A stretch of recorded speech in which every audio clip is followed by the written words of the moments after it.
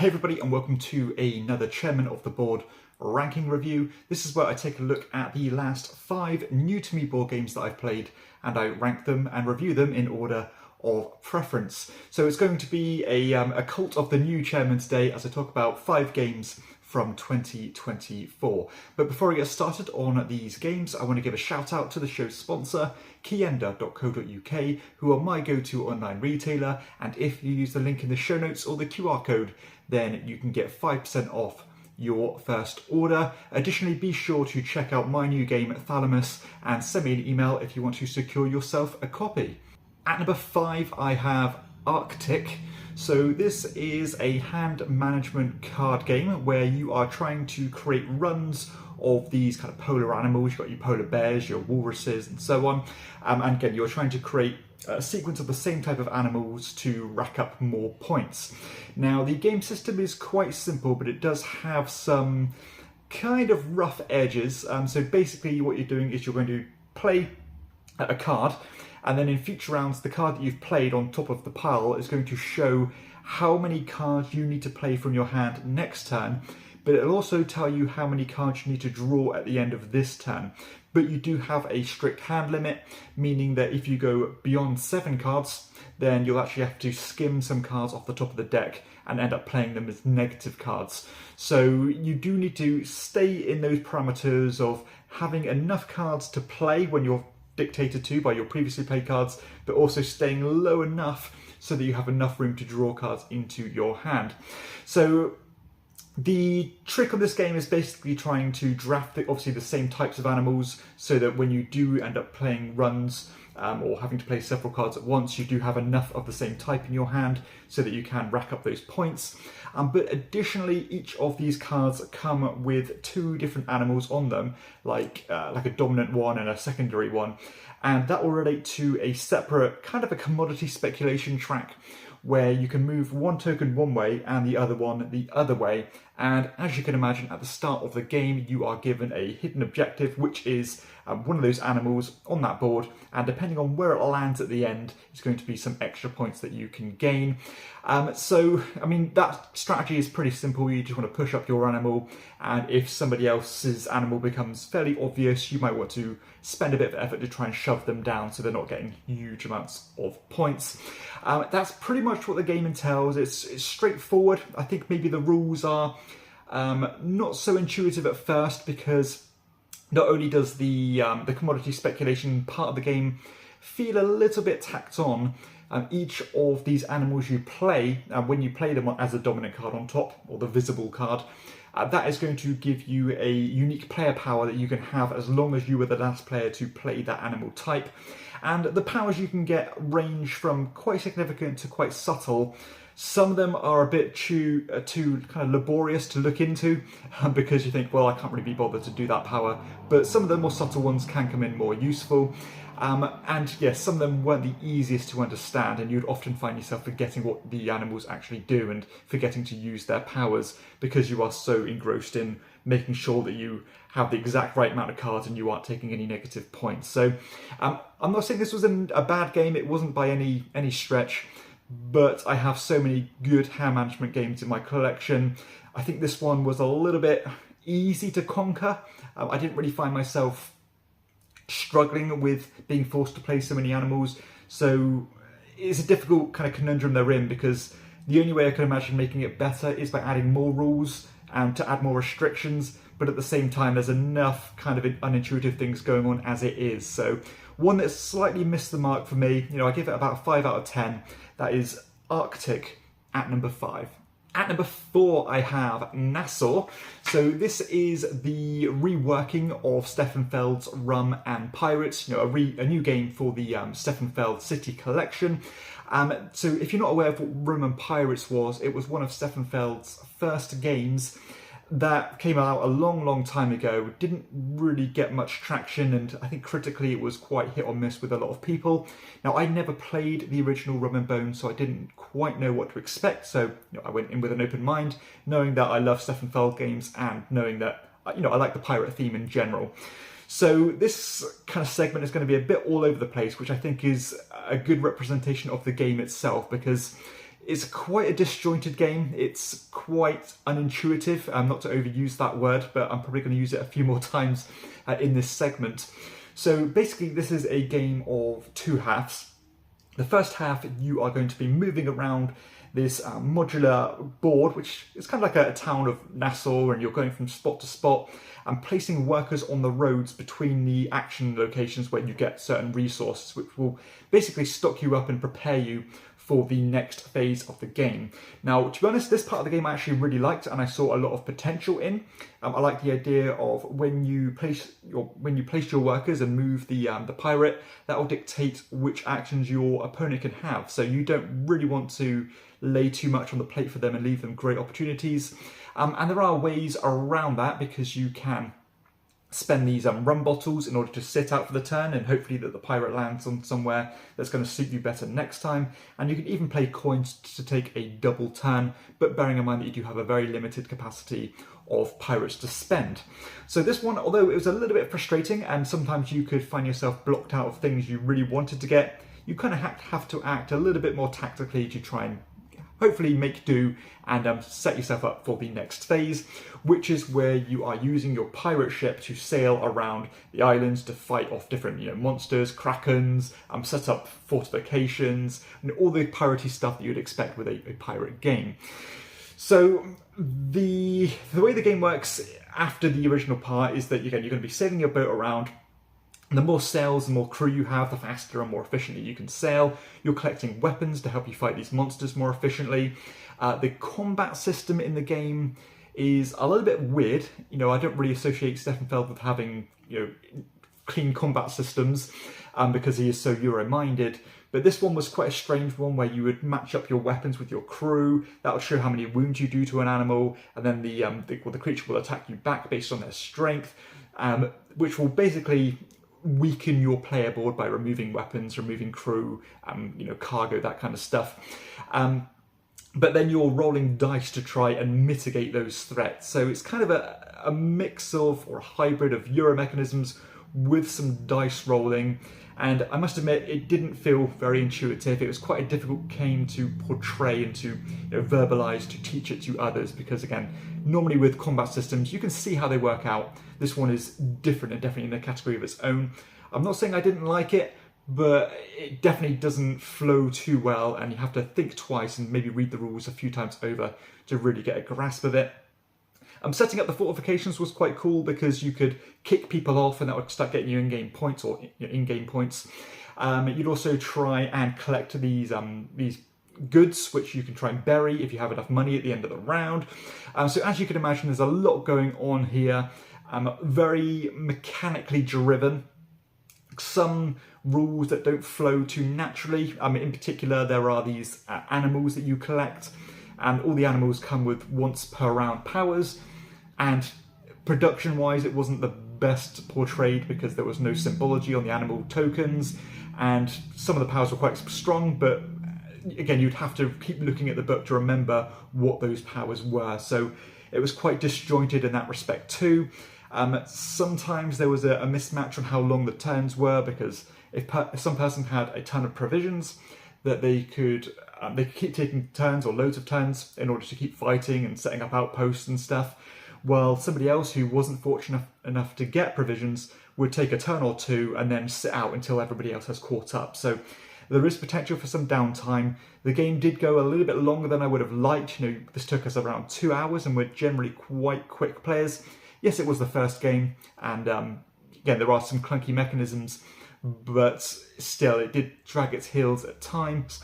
But saying that, I did like the mix of the in-game play points you'll get, as well as all the strategic choices you're making, because there are so many different ways to get points here. Again, collecting crew and the animals, collecting different weapons, setting up outposts, fighting monsters. All of these are very viable paths to victory. So, all in all, this is a weird one. It's definitely one of the lowest felled games that I've played in terms of my personal ratings. I think it's just too cumbersome and it puts a bit too much kind of onus on the teacher of the game to make sure everything's working as it should. Again, lots of unintuitive rules, very disjointed. And yeah, basically I can't really see myself ever wanting to pull this one off the shelf to play it again. But despite me making it sound like it's very negative, I still did enjoy the game. I thought it was a lot of fun. But again, is it going to have that gravity effect to make me keep coming back to it? And I'm in fact, I'm confident that is not the case. I cannot see myself pulling this one off the shelf again, because it's just too much for what the game is trying to do. Still, really charming aesthetics, some cool mechanisms. Again, in terms of the, I like this idea of at the end of the round, essentially, you are going to be trying to cash in these pirate cards, which will all kind of link to different things you've done during the round. So it could be have this animal, or kill 2 of these types of animals, and so on. And that kind of represented your epic pirate tales you were telling, and whoever told the coolest story would get some bonus points. It kind of reminded me of Merlin, if you're familiar with that game, and the cards that you're getting and trying to achieve. But at the same time, by the end of the game, you have so many cards in front of you, it does feel a little bit random. So still, I think this game could have done with a lot of tightening up the bolts. It could have done with streamlining. A lot of the stuff could be shaved off, in my opinion. But hey, that's just my opinion. It's not exactly what I want with a Feld game. So hey, take that for what it's worth. It's just not one that I'm going to go back to explore anymore. So that is Nassau at number 4. At number 3, I have Tower Up. So this is the polar opposite of a game like Nassau. This is probably one of the most elegant games that I've played this year. So this is a game where you are erecting the skyscrapers on this big town board, trying to increase your kind of influence or your points in the different colours of buildings that you are building. The game system, as simple as it gets, you can either draw a resource card from a display of 3, which will show which bricks you're taking into your supply. You have a cap of 10 bricks that you can have at the end of the round. And the other option is, of course, to build the buildings. Now, when you build the buildings, you actually have to start a new site on the board. So you're using a site that hasn't been touched yet. You can choose the colour as long as it is not the same colour of an adjacent building. But the cost of that is that not only do you have to spend the brick to start the new building, you also have to spend a brick of each adjacent building to it and increase their heights. And after you've done that, you can choose to put a roof of your colour on one of the buildings that you've expanded that turn and climb that relevant track. That is almost the whole game, very streamlined, almost to the core. And not only are you getting points again by climbing those tracks, trying to keep your roofs on top of each of the buildings at the end of the game, because you can get some bonus points that way too. But also you have some public objectives that you are racing towards, and they're pretty simple. Have presence in each of the 5 different areas, or have 2 roofs in a single building. All these things you'd come to expect with a game like this. But the race aspect does come through, and of course those more lucrative areas to get to the higher towers and get those extra points does come with a premium of paying more bricks to do so, because of course that area is going to be more densely populated. So as it stands, again, the game system I'm 2 thumbs up on. I'm a little bit apprehensive on, is the depth of strategy really there? Are the choices a bit too obvious and transparent? I'm starting to the needle's kind of leaning towards yes at this time, but because I love the gameplay so much, I want to explore more and see if those levels of the onion, or the layers of the onion, start to unravel. This kind of reminds me of a game like, kind of a hybrid of games actually. Games like, I think it's called Sky Towers now, which was the remaking of Metropolis. And it also reminds me of a game like Manhattan. Again, very simple rules, but that cityscape constantly increasing, and the dynamic state of the board does shine through nicely with this one. So again, this one has the potential to go either way, and we shall see with that. But in terms of purity, with a designer like, I think it's Sebastian Pauchon who designed this one, at least had a part in that. I think that is really transparent, and I can see some of his other designs kind of implanting its DNA on this one. So that is Tower Up at number 3. At number 2, I have Fairy Ring. So this is a family-friendly kind of tableau building, engine building style game, and with some closed drafting involved as you are choosing one of these cards from your hand. All of these cards are different mushrooms, and the mushrooms score points in different ways. So after you've all simultaneously selected your mushroom, you're going to put it on your display, either putting the mushroom to the furthest to the left or furthest to the right of all the mushrooms you've already played, or you can even increase the height of the mushrooms as long as they are of the same type. Normally, the more you expand a mushroom or increase the height of a mushroom, the yield of points that you can potentially get increases. So not only is the mushroom important because again, the way it scores, but it'll also determine how many spaces in a kind of clockwise order your fairy will move. And basically your fairy is going to move across all the mushrooms that not only belong to you, but also belong to other players. And if the fairy lands on one of your mushrooms, you'll simply score what the mushroom does. But if it lands on somebody else's mushroom, they will score the points of that mushroom. But if you have a matching mushroom type, then you'll also score those points. You're racing to collect this mana, which is essentially your sub points. And if you get to 20 mana, you'll get a point, an actual point. And then of course, you only play 2 rounds of that, and whoever's got the most points at the end will win. I actually do like the way that the mushrooms score, because although they're all quite simple set collection methods, they're actually fairly interesting. So some of them, for example, will say, or just score you face value points. Some of them will score you points based on these little kind of fireflies that you'll collect amongst all your cards. Some of them won't even need to land on the mushrooms. You'll just get kind of passive points as people pass those particular mushrooms. Some of them will score points based on how tall they can get. You know, the higher the better, and so on. So I do quite like the different methods you can take here. You know, do you want to make a super mushroom, and hopefully you can force yourself to land on somebody else's and get loads of points each time you do that? Or do you want to try and spread yourself thin and create quite a wide catchment area so that when fairies start to come in your region, you might get hit, once or twice, rather than people bypassing you straight away, and of course you can get points that way. So yeah, all in all, very charming, very fast, simple, but kind of clever at the same time, and some unique mechanisms in terms of being forced to interact with the other players.